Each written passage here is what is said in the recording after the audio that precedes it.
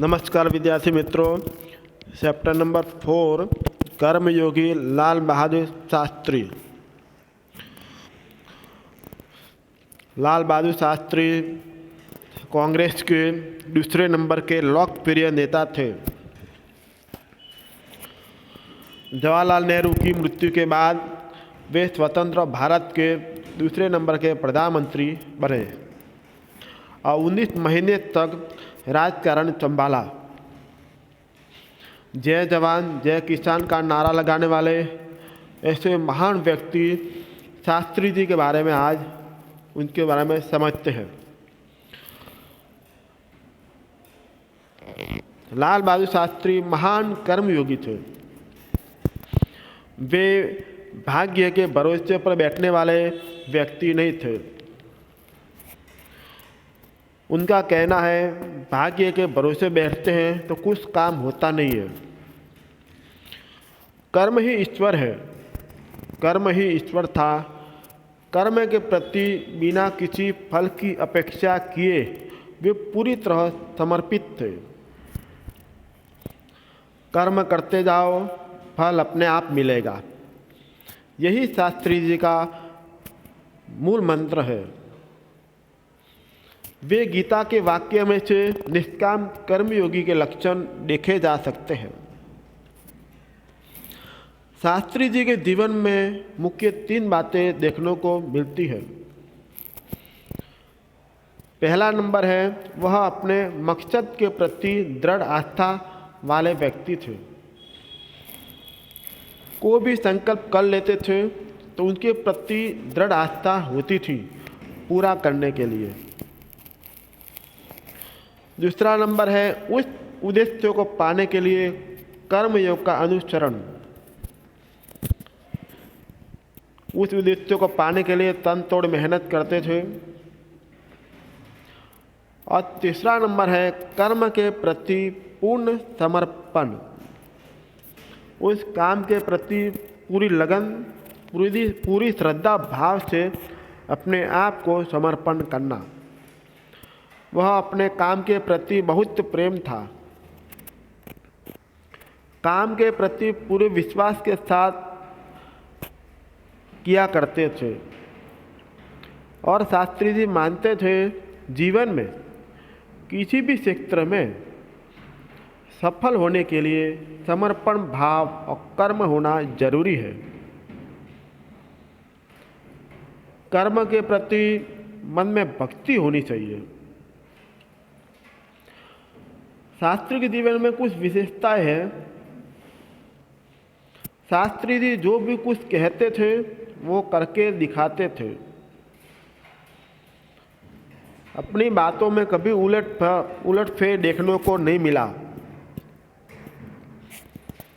वह हमेशा देश के लाभ के लिए ही करते थे।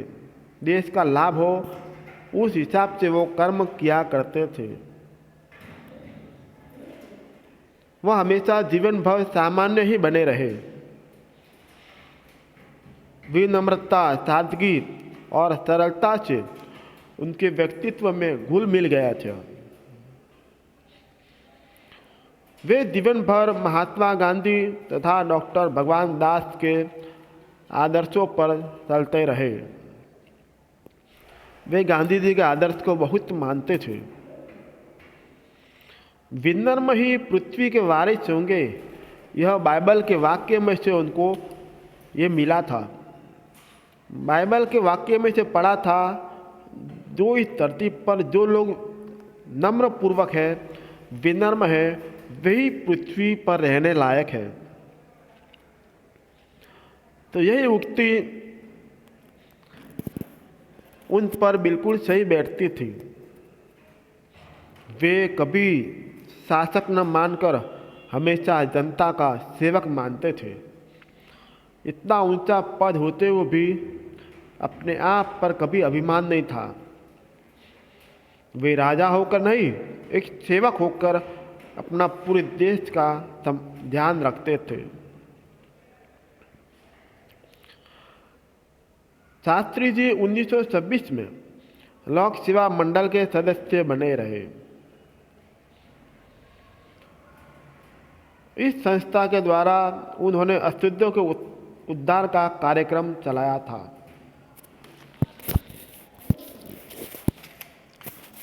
शास्त्री जी सन 1930 में नमक कानून तोड़ने के सिलसिले में वे जेल में गए। सन 1942 तक भारत छोड़ो आंदोलन को मिलाकर 7 बार वो जेल में गए, इन्हीं 12 वर्षों के दौरान में। 1935 में संयुक्त प्रांतीय कांग्रेस कमेटी के सचिव बने। 1936 में उन्हें किसानों की दशा का अध्ययन करने वाली एक कमेटी के अध्यक्ष बनाए गए, जिससे किसानों की दशा में सुधार हो। वह रिपोर्ट उन्होंने पेश की और उन्हें जमींदारों पर विशेष जोर दिया गया। 6 वर्ष तक इलाहाबाद के नगर पालिका में जुड़े रहे। इस प्रकार अलग अलग पदों पर काम करते हुए जनता की विभिन्न समस्याओं का निराकरण लाया। किसानों की हालत में सुधार मिला। सन 1937 में प्रांत की व्यवस्थापिका सभा के लिए चुने गए। वहाँ से उनके संसद जीवन की शुरुआत हुई। देश के स्वतंत्र के बाद उत्तर प्रदेश तथा केंद्र सरकार के अलग अलग पदों पर वो काम करते रहे।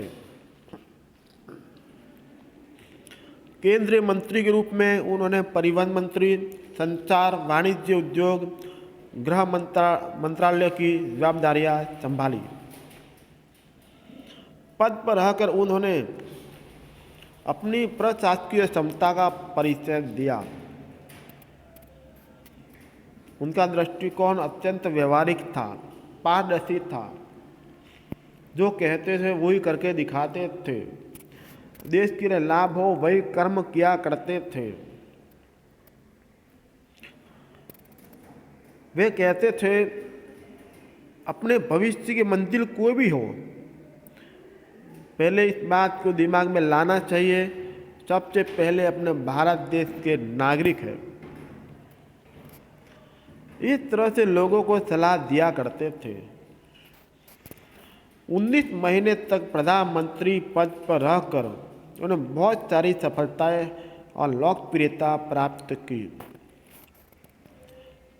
और शास्त्री जी कहते थे कर्म क्षेत्र कोई भी हो, लेकिन देश के भला करने के लिए, देश का विकास हो, उसी हिसाब से अपना कर्म करना चाहिए। हर जनता का भी अधिकार है। संविधान में आपको भी अधिकार दिए गए हैं, उस अधिकार को पूरा करना आपका कर्तव्य बनता है। अपने जो आज़ादी मिली है उसका उपयोग देश और समाज के लिए, हित के लिए होना चाहिए। इस तरह शास्त्री जी अधिकार, कर्तव्य, आत्म संयम के बारे में महत्वपूर्ण बातें लोगों से की, जो आज याद रखने की ज़रूरत है। विद्यार्थी मित्रों, इस तरह से कांग्रेस में दूसरे नंबर के प्रधानमंत्री रहने वाले शास्त्री जी को अभी भी याद करते हैं। शास्त्री जी का जन्म गांधी जयंती के दिन पर ही आता है। जिस दिन गांधी जी का जन्म होता है उसी दिन शास्त्री जी का भी जन्मदिन होता है। जय जवान जय किसान का नारा लगाने वाले वो नेता अब अपने बीच में रहे नहीं है, लेकिन उनके कर्तव्य, उनके आदर्श आज भी लोग याद करते हैं। इस तरह से कर्मयोगी लाल बहादुर शास्त्री का पाठ पूर्ण होता है। धन्यवाद।